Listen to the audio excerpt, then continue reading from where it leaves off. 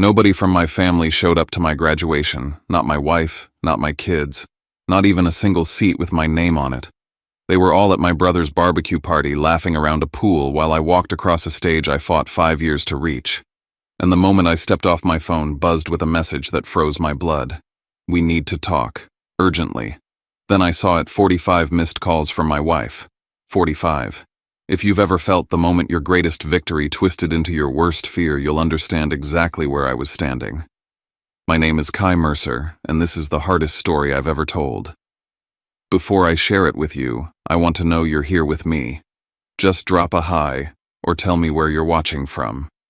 I love seeing how far my story reaches. Sometimes knowing someone is listening makes all the difference. Thank you. And now, let me tell you everything. And if my story resonates with you even a little, consider subscribing. It helps more than you think, and it reminds me I'm not sharing these moments alone. I walked off that stage with my diploma in my hand, and a hollow pit in my chest because every seat reserved for my family, my wife, my kids, my parents sat empty under the bright auditorium lights. People around me were crying, hugging passing flowers down long rows of proud relatives. I just stood there alone, trying to swallow the sting while pretending it didn't matter.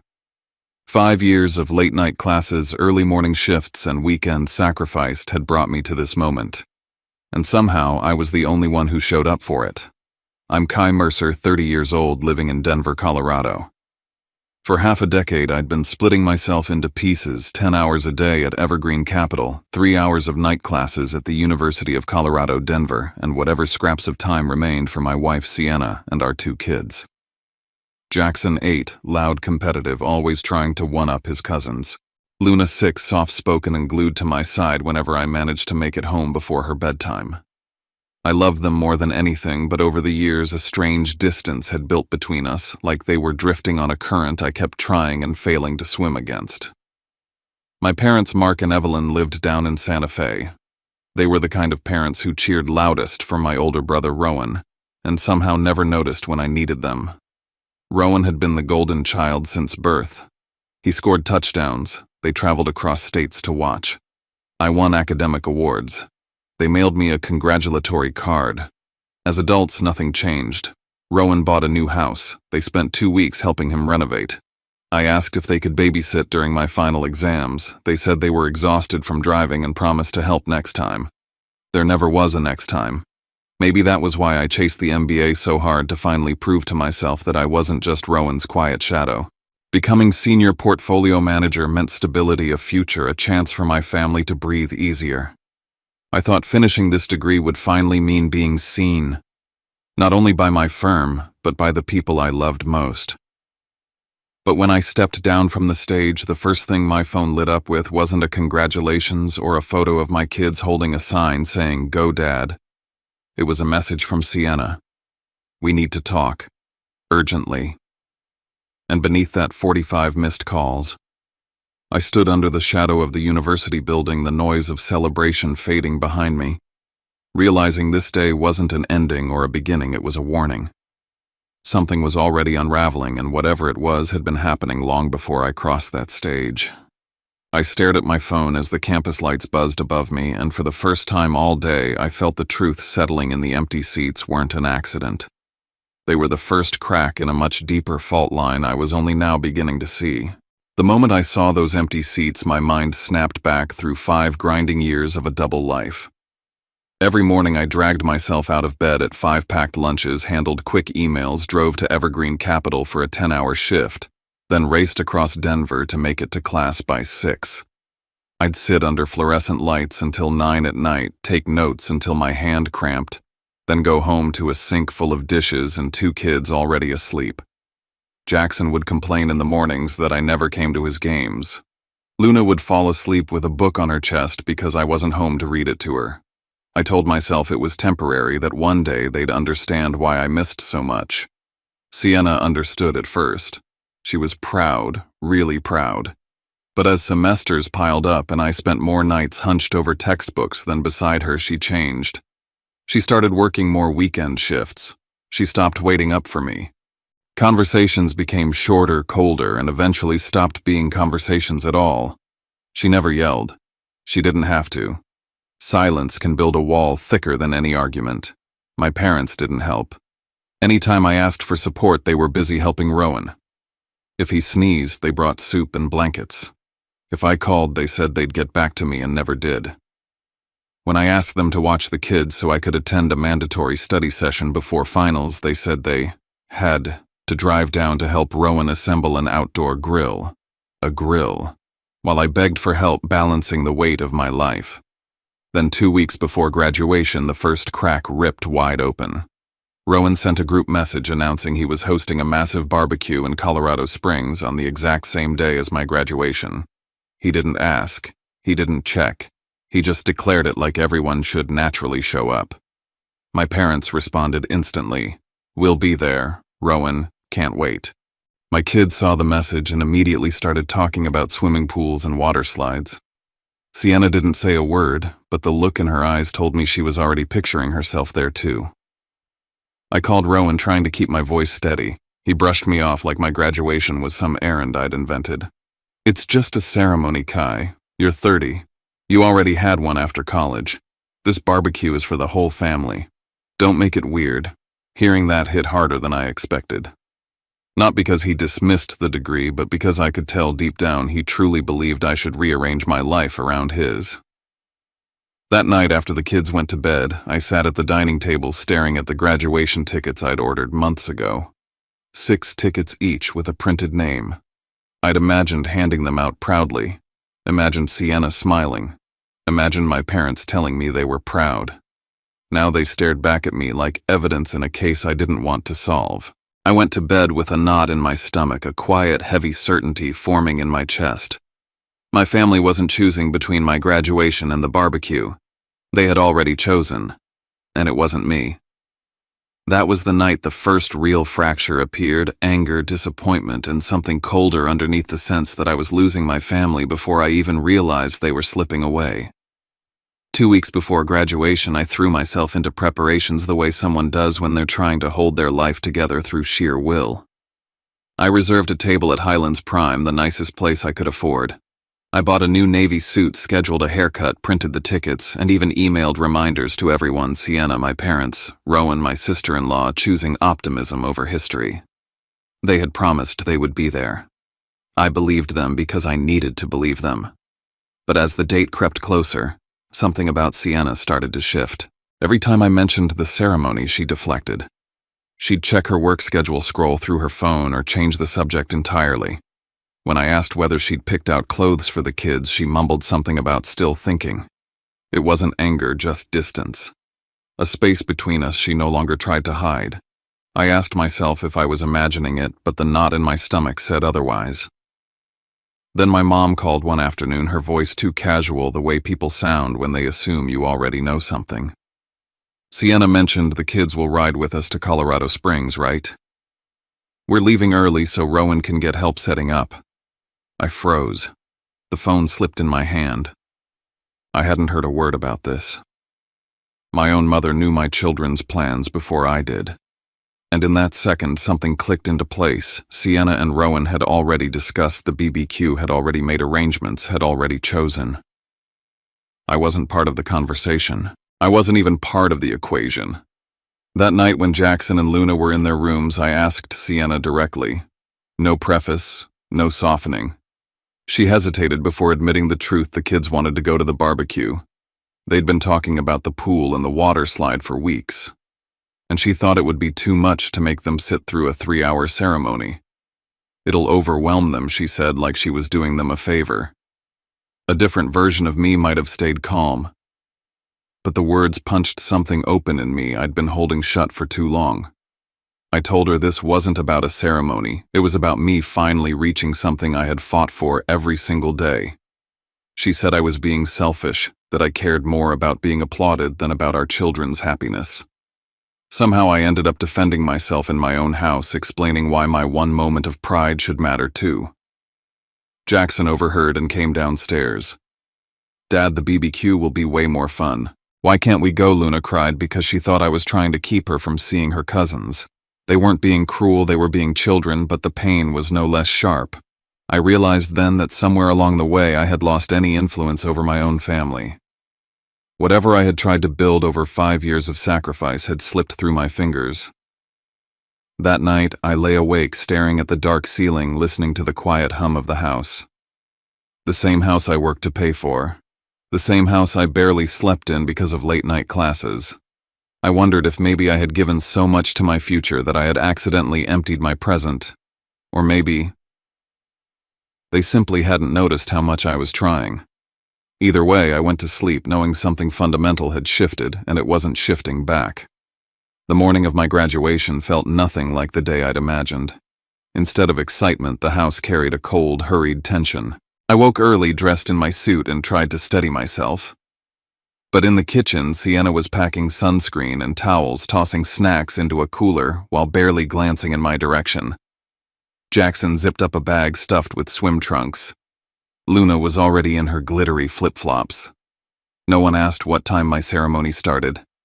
No one asked if I was nervous or excited. It was like my big day didn't exist at all. Then my phone buzzed a message from Rowan. "We're close. Be ready." It wasn't for me, it was for them. A moment later, Sienna said she'd try to meet me at the ceremony afterward if things went smoothly. I heard something inside myself go quiet. A silence I couldn't fill, a space I couldn't cross. I kissed the kids' heads, but they were already reaching for the door. "Sienna," I said, blocking her path for a second. "Are you still coming? Are you keeping your promise?" She sighed as if I was asking too much. She said I should understand that children need joy, not long speeches. She said a father should know that. And in that brief exchange, I realized I would be walking into that auditorium alone. When they left, I noticed a piece of paper on the counter, Sienna's handwriting. Took the kids early to help Rowan set up. "Good luck. We'll try to be there. No apology, no congratulations, not even my name. Just a note you'd leave for a delivery driver." I drove to campus alone, watching families pile into SUVs with balloons and flowers, while I stared at the empty passenger seat beside me. The city felt surreal, like I had stepped outside my own life and was watching someone else's unfold. The closer I got to the university, the more I questioned whether I had misjudged everything: my marriage, my relationships, my role as a father. Or maybe I had simply been pretending things were better than they were. In the parking lot, I checked my phone out of habit and saw a photo Sienna had posted minutes earlier. She, my parents, and Rowan stood in front of his grill, smiling under a string of backyard lights. Jackson and Luna were already in the pool behind them. The timestamp lined up perfectly with the moment they pulled out of our driveway. They hadn't just chosen the BBQ. They had never intended to come at all. My hands shook around my phone. Not with rage, not even with sadness. With something deeper, heavier, the realization that maybe I had been alone long before today. I walked into the auditorium and watched families pack into every row, parents waving at their kids on stage, partners recording everything, children cheering. My section had 6 empty chairs, 6 reminders that I had failed to make myself matter to the people who should have cared most. I took my seat with a numbness I couldn't shake, knowing that after this ceremony ended, the real confrontation, whatever form it would take, was waiting for me. The noise inside the auditorium felt like a living thing.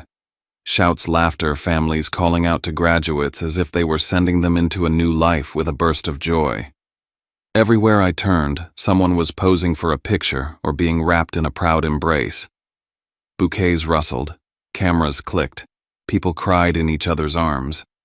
And there I was, standing in the middle of it all with my hands in my pockets, surrounded by empty space where my family should have been.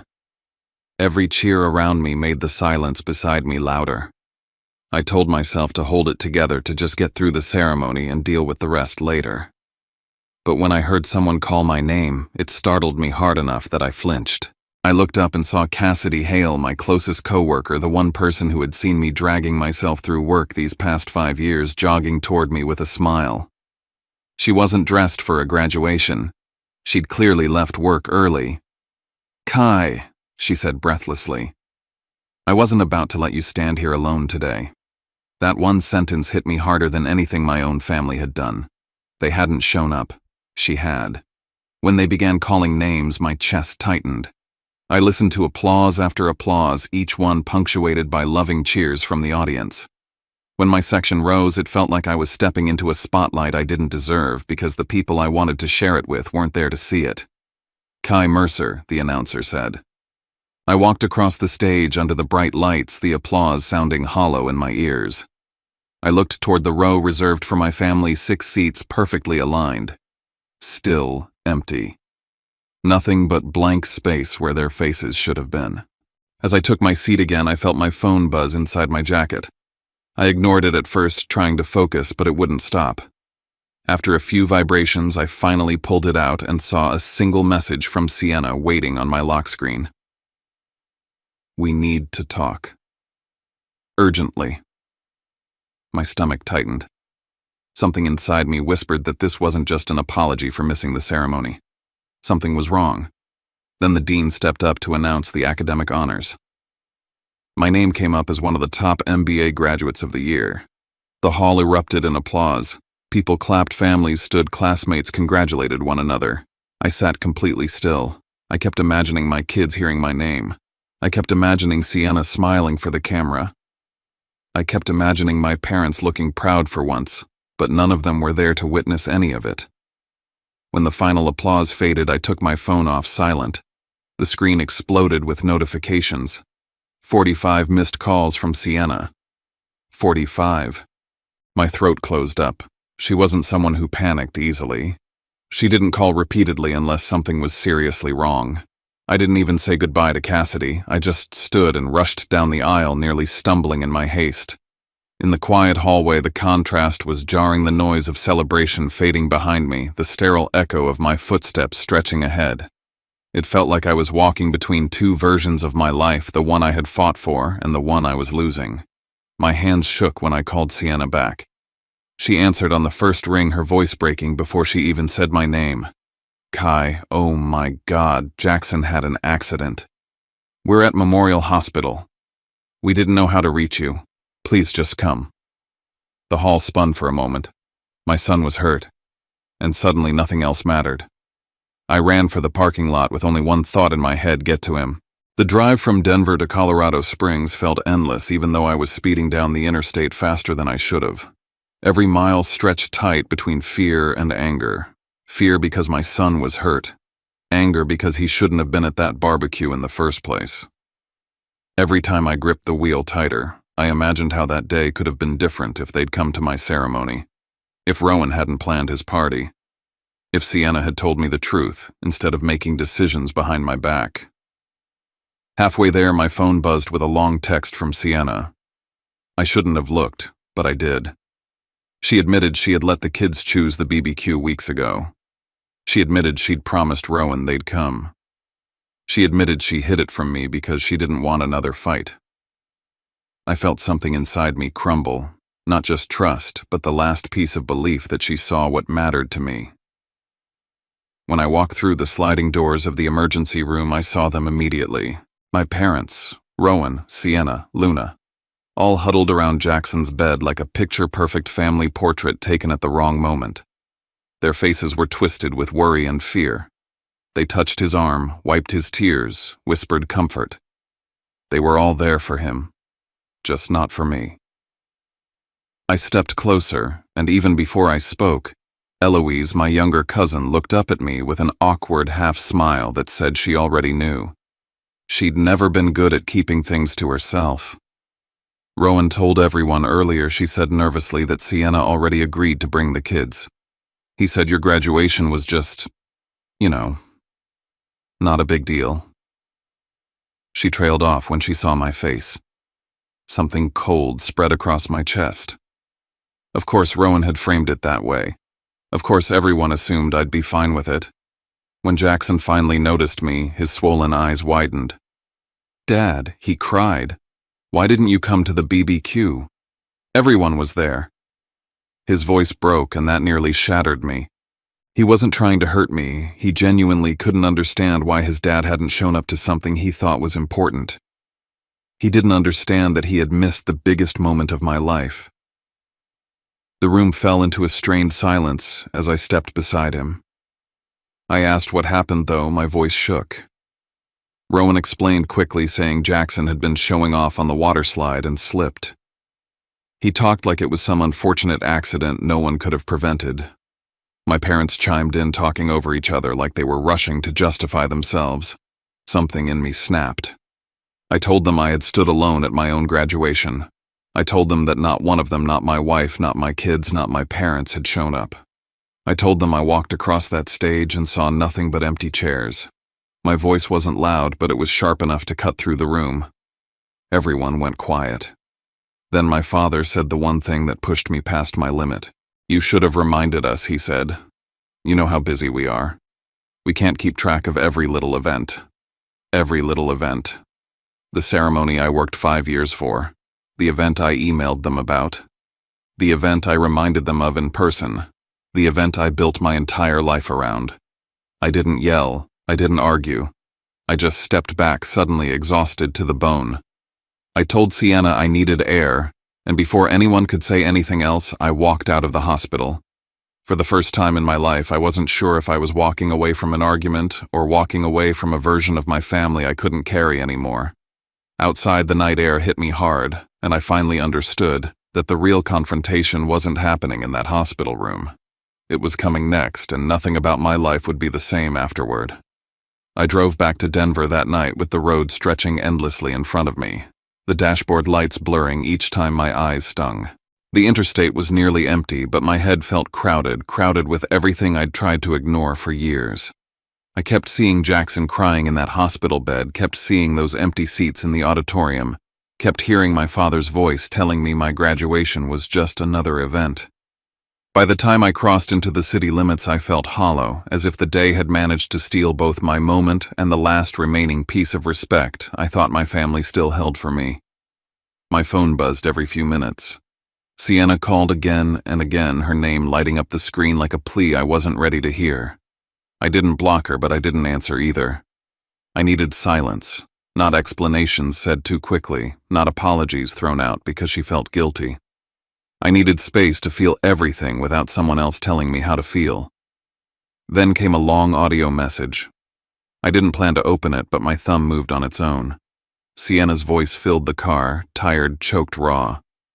She said she'd felt like a single mother for years, like she'd been carrying the load alone while I chased something bigger. She said she was worn out from always making room for me to climb, that she had stopped feeling seen or heard long before the ceremony. But she also admitted something else she'd pushed for the BBQ because she wanted to be somewhere she didn't feel overshadowed by my achievement. The words hit harder than I expected. Part of me understood her exhaustion.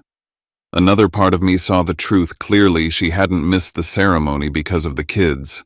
She'd missed it because of resentment she never voiced. When I finally stepped into the house, the silence felt unrecognizable. Toys were scattered on the rug, the remote on the couch, a half-opened puzzle on the dining table, but no laughter, no footsteps, no voices calling my name. They were all still in Colorado Springs, and for the first time, the house felt like someone else's home, not mine. I realized then that my family had been drifting away from me long before this day. I had just been too focused on pushing forward to notice. On the kitchen table, I saw something that made my throat tighten. A small piece of paper folded unevenly. Luna's handwriting. I recognized the backward letters instantly. "Dad, I'm sorry I didn't see you. I thought you didn't need me." It wasn't the spelling mistakes or the shaky lines. It was the message. My daughter believed I didn't need her. That told me everything I needed to know about what she'd been learning from the world around her. I grabbed a duffel bag, threw in clothes, and headed out again. I wasn't running. I just knew I couldn't think clearly inside a home full of wounds that were still bleeding. So I checked into the hotel I'd originally booked for my parents, the one they hadn't bothered to use. The irony wasn't lost on me. Just when I was locking the door behind me, my phone rang again, this time from my boss. His voice was bright, warm, full of pride. He congratulated me on my MBA. He told me I'd officially earned the promotion to senior portfolio manager, and that the board had been impressed with my capstone project. His words should have lifted me. Instead, they tangled with everything else inside me until I couldn't tell what I felt anymore. Proud, furious, relieved, devastated. I stood there for a long moment after the call ended, looking out the window at the quiet Denver skyline. I had fought so hard for this life, and now everything in it felt unsteady. One thing was certain when I returned home: nothing about my family would function the way it used to. Something had to change. And this time, I wouldn't be the only one making sacrifices. I stayed at Sapphire Lodge for a full week, not hiding, not sulking, but thinking. Really thinking. I worked during the day and wrote pages of notes at night about what I wanted as a husband, a father, a man. Every evening I FaceTimed Jackson and Luna. I checked on his cast, asked about school, listened to Luna talk about her drawings. I kept the connection alive, but I didn't go back. Not yet. Distance was the boundary I should have drawn years ago. On the third day, Sienna showed up at the hotel. Her eyes were red, but she wasn't crying. She said the house felt unbearable without me. She said the kids missed me. She said she missed me. But even then, her words circled around how she felt, not once around what I had been carrying. So I told her I wasn't ready. That we'd talk, but not on her timeline. For once, she didn't fight me on it. Maybe she sensed something had finally shifted. Unexpectedly, my parents arrived the next afternoon carrying homemade food and that same old line: "It's all just a misunderstanding." But I didn't let it slide this time. I sat them down and walked through nearly every moment of my life when I had been pushed aside for Rowan childhood games achievements, ignored promises, broken, help denied. I didn't yell. I didn't accuse. I just laid it out plainly, piece by piece. And for the first time, their faces showed recognition instead of defensiveness. My father's eyes watered. He said he never realized how much it had impacted me. My mother apologized through tears, saying she should have been at my graduation, that of all the days to show up, that was the one. Their apology didn't erase years of imbalance, but it cracked something open. It was a start. On the fifth day, Rowan came. He didn't swagger in with confidence like usual. He looked tired, weighed down. He admitted something I had never expected to hear. He kept the BBQ on my graduation day because he wanted everyone to himself. He said pressure from our parents made him cling to being the successful son. He'd feared losing that spotlight. His honesty didn't absolve him, but it explained him. Later that night, Sienna returned. She wasn't asking for forgiveness this time. She said she'd scheduled marriage counseling. She said she wanted to rebuild things the right way, not just patch them up. For the first time in a long time, her words felt intentional. I sat her down and told her what I needed going forward: clarity, respect for my achievements, shared decision-making with the kids, boundaries with extended family, and recognition that our household came first. She agreed to everything, not reluctantly, not defensively, but genuinely. A day later, I visited Jackson. He sat on the couch with his cast covered in signatures, looking smaller than usual. He leaned into me and whispered, "Dad, I want to be like you when I grow up, but I don't want to feel alone like you did that day." Those words broke something inside me, but they also rebuilt something. If my own son could understand the pain I carried, then maybe I could teach my family to understand it too. I returned home at the end of the week. It wasn't triumph or surrender.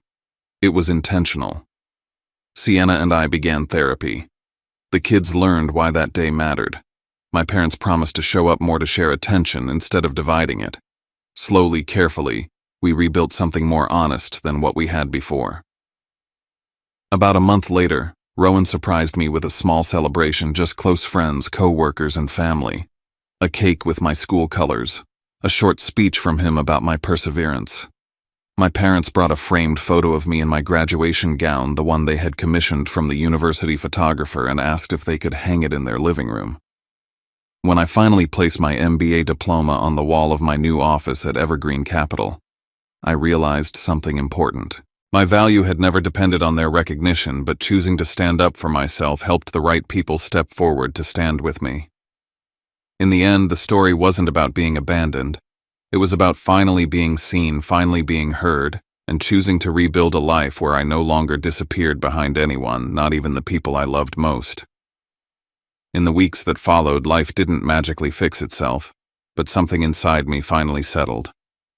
Not because everyone suddenly understood me, And not because the past was erased, but because I stopped abandoning myself.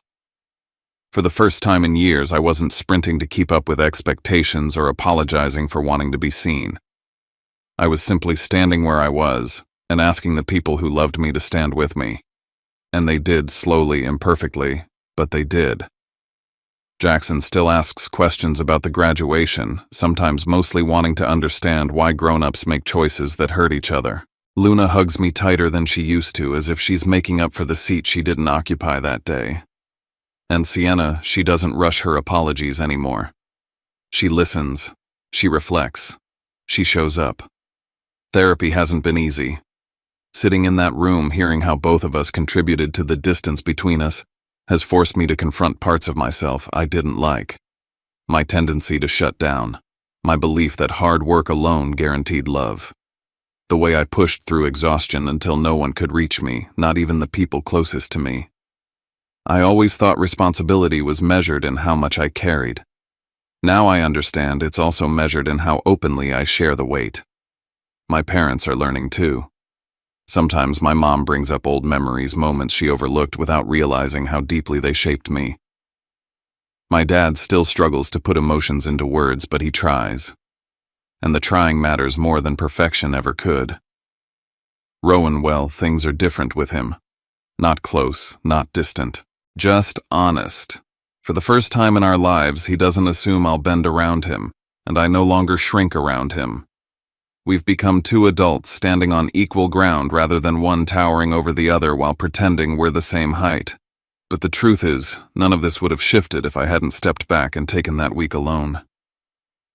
Distance gave me clarity I didn't know I needed. Silence made room for truths I'd been too afraid to speak. And watching my son look at me with worry in his eyes made me realize the cost of staying quiet. That day at the graduation wasn't just a moment of heartbreak. It was a turning point, the kind that hurts first and heals later. A reminder that even when people let you down, you can choose not to let yourself down.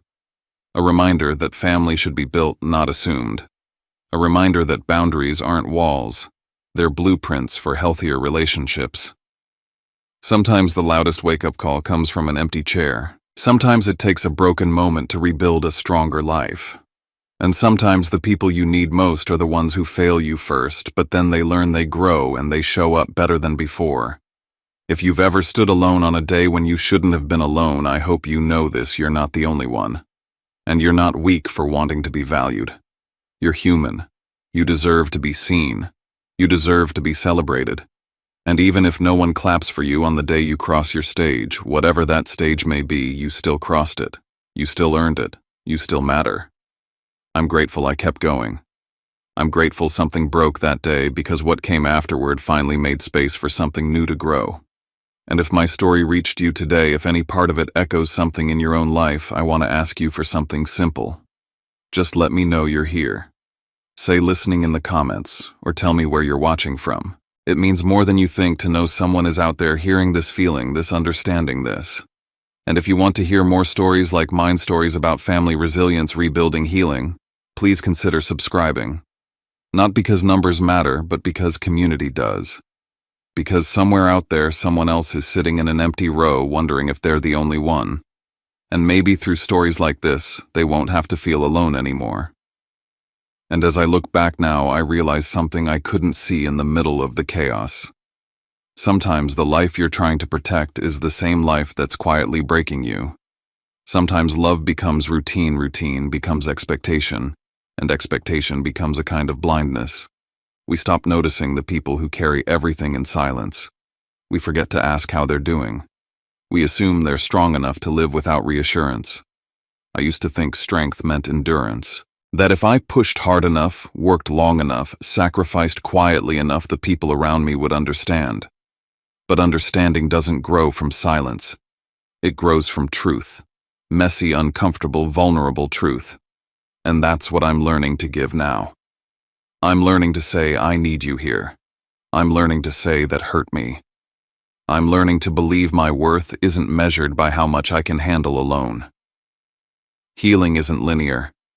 Some days the memory of that empty row still stings. Some nights I wonder if things would have been different had I spoken up sooner. But then I see my son trying to be gentler. I see my daughter watching me with new respect. I see my wife reaching for me instead of pulling away. And I see myself finally choosing not to disappear inside my own life. Maybe that's the real graduation. Not the diploma, not the applause, but the moment you step out of who you used to be and walk toward who you're meant to become. And if my journey says anything, let it say this: it's never too late to reclaim your voice. It's never too late to ask for more. It's never too late to rewrite the story you're living in. If you've made it this far with me, thank you. Your presence matters. Your listening matters. And wherever you are right now, whatever weight you're carrying, I hope you know you deserve a life that values you just as fiercely as you value everyone else. As someone passionate about real-life stories where the lines between love and exclusion are blurred on life's most sacred occasions, where congratulations can mask deep wounds, I cannot help but feel a mixture of pride and profound emotion. A narrative I have personally woven from the fragile threads of collective memory of unrewarded sacrifice, inspired by the silent sharing of family isolation in fateful moments. This is not merely a story to satisfy a thirst for emotional drama, but an introspective memoir in which the protagonist, Elena Vasquez, a resilient 52-year-old high school teacher in suburban Phoenix, Arizona, emerges from the shadows of invisibility to embrace the light of true self-affirmation. I wrote it as a personal whisper, delving into the cracks in mother-child and sibling relationships, where individual success is distorted into a burden to family expectations, and resilience becomes the key to a declaration of independence. Not intended to judge or encourage blind severance, I wanted to spark difficult conversations about the value of presence, emotional boundaries, and the power of self-choice amidst the artificial festivities. Overall, I'd give this creation a 9.6/10. It culminates in the genuine drama of painfully silent moments, the profound message about presence as a form of self-love within family relationships, and a hopeful ending with multi-layered emotional depth. But perhaps I could have added a little more introspective detail for supporting characters like Sophia in the aftermath to make her remorse smoother, avoiding the too abrupt feeling of the shift from selfishness to enlightenment. Now, let's turn the pages of this painful yet powerful journey, explore the highlights through my own emotional lens, comment on them with sincerity and incisiveness, and finally, draw lessons that I, and hopefully you, can carry with me as an invitation to more authentic feasts in life. The story begins with a solid yet ominous foundation, a period I dedicate many pages to detailing, aiming to recreate the slow accumulation of invisible wounds, wounds that many parents experience without realizing they are gnawing at their hearts through decades of silent sacrifice. It's the 3 decades of relentless dedication of Elena Vasquez, a high school teacher who devoted her life to building a foundation for her family in Phoenix, Arizona. Sleepless nights preparing lesson plans to fund her daughter Sophia's wedding, summer shifts to pay off her son Javier's college debt, and countless times sacrificing personal rewards for family vacations, all just to witness her own doctoral graduation. After 28 years of pursuing a bachelor's, master's, and now a doctorate in education, become an event she thought would be the pinnacle of collective pride. Elena, with her graying hair and warm smile masking the scars of her divorce 15 years ago, meticulously planned the ceremony. Invitations were sent to Sophia, 32, a marketing manager in Seattle, Javier, 29, a software engineer in San Francisco, and even her grandmother Rosa, who had instilled in her a passion for teaching through stories of a one-room school in her native Mexico. I described the morning before the ceremony as a picture of deceptive tranquility. Elena woke up in her small 2-bedroom house, brewed black coffee, and flipped through her photo album, from Sophia's first steps to Javier's scholarship, telling herself that this would be the day all those sacrifices would be recognized. My personal feelings, while writing, my heart ached at the fragility of this moment. I picture the faint scent of cactus flowers wafting through the suburban window, mingling with the silent anxieties of Elena, a woman who has poured every drop of sweat into building her children's future. only to realize that family is sometimes just an abstract concept. Commentary on this scene? It's a perfect opening to the theme of unrewarded sacrifice in Latino American family culture, where familia is often celebrated as an enduring ideal but is actually distorted by geographical distance and individual priorities. According to research from the Pew Research Center on immigrant family dynamics, over 60% of second-generation parents feel invisible after their children grow up and immigrate. I deliberately emphasize the contrast between Elena's personal joy, earning a PhD after years of late-night studying, and the underlying indifference of her children, Sophia busy with client meetings, Javier urgently debugging code, so that the reader could sense the impending collapse like an unannounced desert storm. If I were to rewrite it, I might add a short flashback to Elena's promise to herself on her mother's deathbed. I will graduate for you, and for the children, to increase emotional depth, making the later betrayal even more bitter, like a knife twisting into the old wound of post-divorce loneliness. Then the first climax erupted right at the graduation ceremony, a highly symbolic moment that made me pause several times to catch my breath, because it wasn't just a sudden exclusion, but also a moment marking Elena's cold awakening from a self-sacrificing mother into a sharp emotional strategist. Amidst the resounding applause in the Arizona State University auditorium, where Elena stepped onto the stage to receive her doctorate with a radiant smile, her phone vibrated with a family group message. "Mom, congratulations, but we can't make it. Sophia is stuck in an important meeting. Javier has a project deadline. We'll send flowers and video call later. Love you."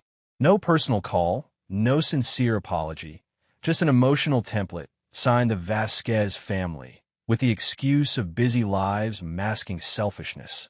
Elena felt a desert void spreading through her, not sadness, but accumulated weariness, recalling the times she flew to Seattle to care for Sophia after the birth of their first child, or drove 12 hours to San Francisco to fix Javier's computer late at night. She sat alone in the front row, amidst a sea of strangers, listening to her name being called without anyone cheering, and tears rolled down her cheeks as she received her diploma from the dean, a moment of loneliness in the midst of the crowd. Personal feelings? This passage filled me with anger mixed with heartbreak. Anger at its absurdity, heartbreak because it was so true to the stories I'd heard from friends about holidays missed due to schedules. I could feel the microphone echoing Elena's name, a social isolation in an academic paradise transformed into an emotional desert. Comments?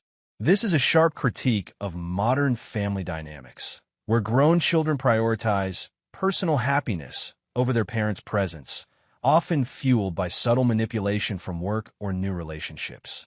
It's reminiscent of the concept of emotional neglect in family psychology, where absence from significant occasions accumulates into chronic wounds, but here applied to milestone neglect. The neglect of parental milestones leads to relationship breakdown. Personally, it evokes memories of witnessing friends celebrate birthdays alone after their children forgot, making me wonder, can loving from afar truly replace physical presence?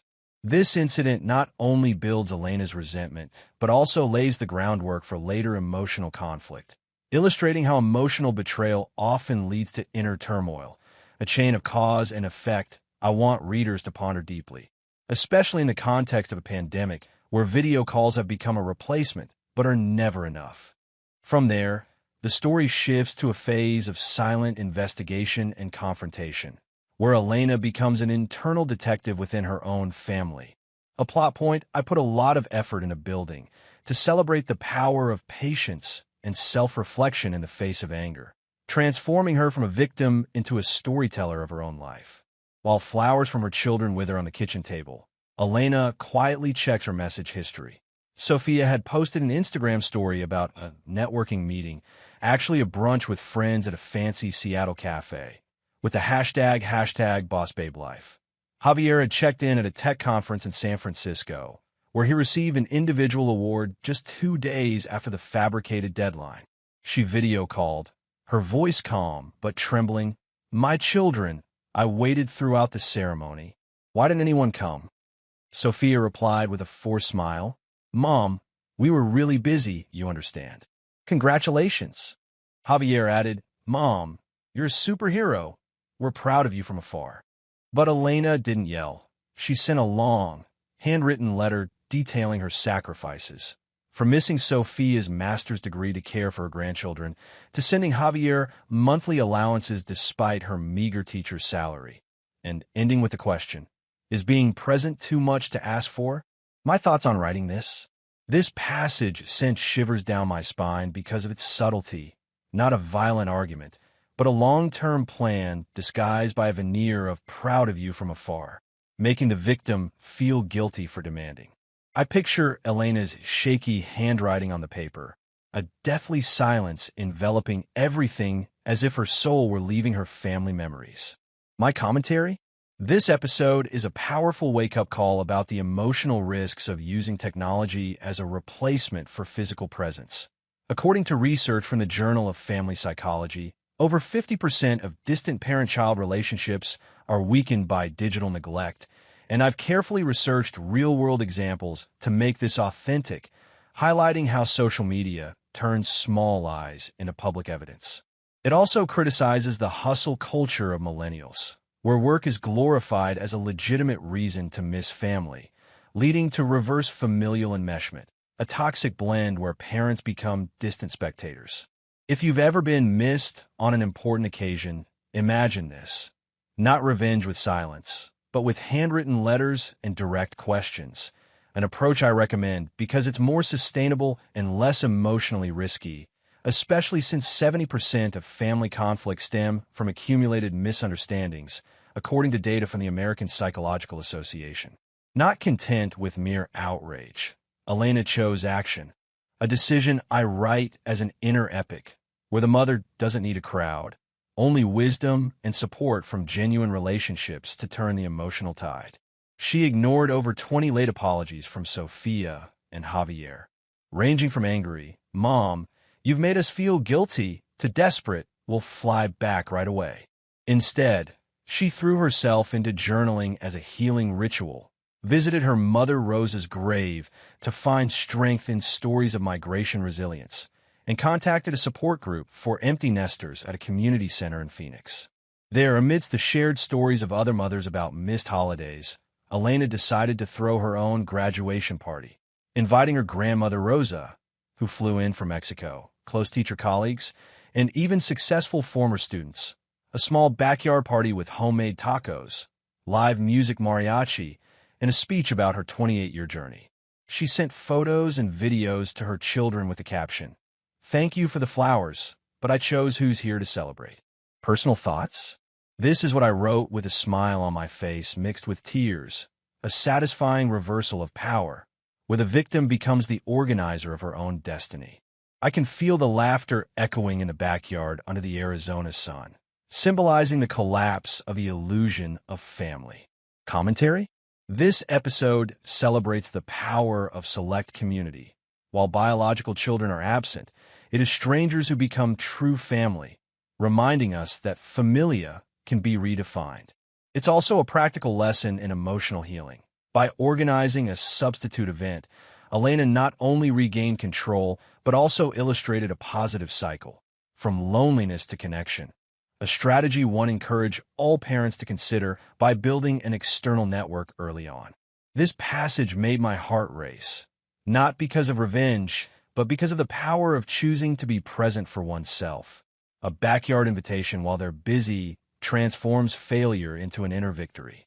The emotional climax peaks 3 months later, on a sweltering autumn afternoon, which I described as a prolonged internal trial, where Elena confronts the aftershocks of her decision, balancing the pain of losing her old relationship with the joy of her new independence. Call from Sophia and Javier cease after she sends a second letter, a detailed list of occasions she was present for them, from their first birthday to their wedding, contrasting it with their absence. But then a major twist occurs. Sophia, having lost her job due to company layoffs, calls tearfully begging Elena to fly to Seattle for emotional support, while Javier, in the midst of a project crisis, sends an email confessing, Mom, I realize I missed your biggest moment. I'm sorry. Grandmother Rosa, in a call from Mexico, advises, Mija, forgive them if they change, but don't forget the value of their presence. Elena, now mentoring alumni and participating in educational workshops, has found new purpose in turning pain into life lessons. She blogs about milestone neglect and has even been invited to speak at a national teachers conference. Personal thoughts. This passage made me pause several times to wipe away tears. It's cathartic like a therapy session, where brokenness leads to rebirth. I picture falling leaves in the backyard, symbolizing slow healing, and the ringing of the phone replacing the previous lonely silence. Commentary? This is the most powerful turning point, exposing the fragility of family relationships. According to CDC mental health statistics, the rate of depression among empty nesters' parents is 30% higher due to feelings of abandonment. And here, the children's belated regret illustrates how personal crises often act as catalysts for awakening. It also explores Elena's theme of conditional forgiveness. She meets them in a neutral cafe, doesn't immediately hug them, but demands real presence through action, like flying back for the upcoming Christmas. A message I wanted to convey that reconciliation is possible, but only when there are firm boundaries. The result? The backyard party becomes an annual tradition. Sophia begins therapy to deal with her guilt backlog. Javier prioritizes his schedule. And Elena, though her relationship with her children remains fragile, finds true freedom, a hopeful, open ending that avoids sentimentality. In conclusion, after a year, it's a symphony of rebirth that I wrote to close on a soaring high note, offering an emotional closure with vivid images of spring returning to Phoenix. Elena is now thriving in her own way. Promoted to head of education, journaling personal milestones without fear of missing out, and building genuine relationships with her support group, where other mothers have become her second family. She sends a Christmas invitation to Sophia and Javier with one condition: be present, no video call. Sophia arrives with her grandchild in her arms. Javier brings an old photo album, and for the first time in years, they sit around a real dinner table listening to Elena's story. She reflects, the party isn't about the number of people, but about the quality of presence, and I choose those who choose me. My final thoughts? Having finished writing, I felt a profound sense of relief, as if I had sent an invitation to my own heart. This story is not just Elena's, but the story of anyone who has ever felt invisible in their own family. From this entire dramatic yet powerful journey, the biggest lesson I've learned for myself is being present isn't an obligation. It's the greatest gift you can give. And when that's not reciprocated, throw your own parties, because you deserve the people who choose to sit beside you. That I used to think that sacrificing for family was the key to happiness, but through Elena, I learned that silence in the face of exclusion only fosters loneliness. Instead, use tools like journaling, support groups, or even handwritten letters to affirm your worth. Build clear boundaries early on, like being present for each other's milestones. Condition forgiveness through action, and don't be afraid to throw alternative parties to reclaim joy, because ultimately, you deserve supportive, non-dimming relationships. For viewers, remember, the sacred occasions of your life, graduations, birthdays, anniversaries, are yours to honor, even for your dearest loved ones. They may be threatened by busyness, but your strength lies in your ability to transform loneliness into community. If you were in Elena's position, missed out on a crucial moment by your spouse or children, what would you do to organize your own party? Share your story. It's ours, and I'm here to listen, to raise a glass together to more authentic experiences.